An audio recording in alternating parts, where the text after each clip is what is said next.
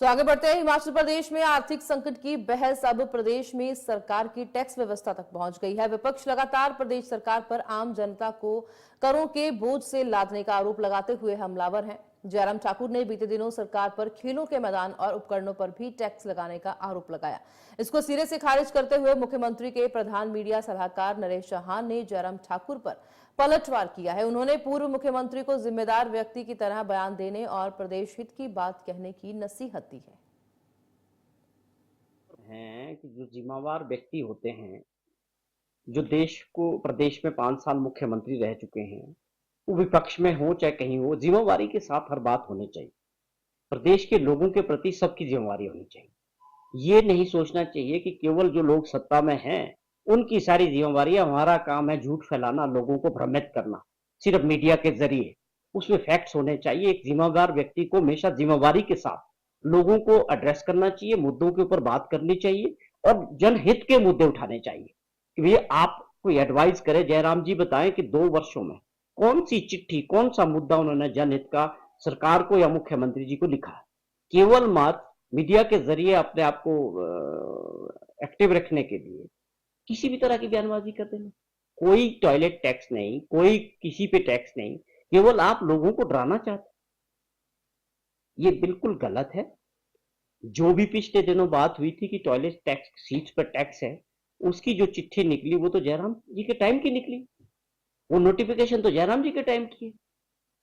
उस पर तो वो बोल नहीं पा रहे हैं कुछ कि वो क्या था। तो इस तरह से गलत प्रचार के जरिए भाजपा ने एक तय कर दिया है कि झूठा प्रचार और गलत प्रचार से लोगों को भ्रमित करने का जो काम भाजपा कर रही है, मुझे लगता था कि इस बार ये हरियाणा में भी रुकेगा, लेकिन उनको वहां कामयाबियां मिली। उसके क्या कारण रहे, ग्राउंड रियलिटीज हरियाणा की अपनी अलग होगी, ये चीजें देखने वाली है। लेकिन जयराम जी को मेरी यही एक प्रार्थना रहेगी कि आप जिम्मेवार व्यक्ति है, विपक्ष के नेता है, कुछ अच्छे मुद्दे उठाएं और उनमें अच्छी बात होगी तो सरकार आपके विचारों को भी उस पर शामिल करेंगे और वो उस पर साफ तौर पे प्रदेश के हित के लिए और प्रदेश में जो आर्थिक स्थिति आप छोड़ गए बदहाल करके अपने टाइम में, तो आप ऐसा 5 साल का आपका समय रहा जिस व्यक्ति ने कोई एक कदम नहीं उठाया प्रदेश की आर्थिक स्थिति को ठीक करने के लिए।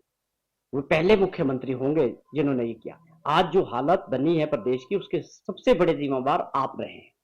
अगर आज की सरकार और मुख्यमंत्री कुछ सोच के साथ आगे बढ़ना चाह रहे हैं, प्रदेश की अर्थव्यवस्था को ठीक करने का प्रयास कर रहे हैं, कुछ अच्छे फैसले कर रहे हैं, वो आप लोगों के लीडर शांता कुमार जी जो प्रदेश के इतने बड़े नेता रहे हैं, मुख्यमंत्री रहे हैं, वो उसकी सराहना करते हैं कि प्रदेश हित में सुखविंदर सिंह सुक्खू जी की सरकार अच्छे फैसले ले रही है और अच्छे लोग जो समझ रखते हैं वो इस बात को समझ रहे हैं। ये बड़ा जरूरी है कि प्रदेश अपने पांव पे खड़ा हो। आने वाली जो हमारी पीढ़ियां होंगी वो ये बताएंगे कि जो उस वक्त लोग रहे सत्ता में उन्होंने कौन से कदम उठाए। तो आप इन चीजों को समझना चाहिए और इसमें जो अच्छे फैसले उसकी तारीफ करनी चाहिए, उसका समर्थन करना चाहिए, बजाय इसके कि आपके लीडरशिप की जो वर्चस्व की लड़ाई भाजपा के अंदर चली हुई है उसके तहत लोग कौन सा केंद्र, ये फेडरल सिस्टम है। यहाँ फेडरल सिस्टम में हमारे अधिकार है राज्यों के, चाहे वो हिमाचल हो चाहे कोई चीज हो। ये बार बार भाजपा के लोग, ये पैसा केंद्र का था, ये पैसा हमारे सारे जीएसटी टैक्सेस कहाँ जाता है, भारत सरकार को जाता है। इनकम टैक्स का शेयर कहां से आता है, भारत सरकार से आता है। आपको ये समझना पड़ेगा, इन लोगों को इतनी जानकारी रखनी चाहिए कि जितना भी सिस्टम है सारे टैक्सेस भारत सरकार को जाते हैं, उसके बाद स्टेट का जो शेयर बनता है वो मिलता है। भारत सरकार से पैसा मिला कोई खैरात थोड़ी देती है भारत सरकार। हमारे हर राज्यों के अपने अधिकार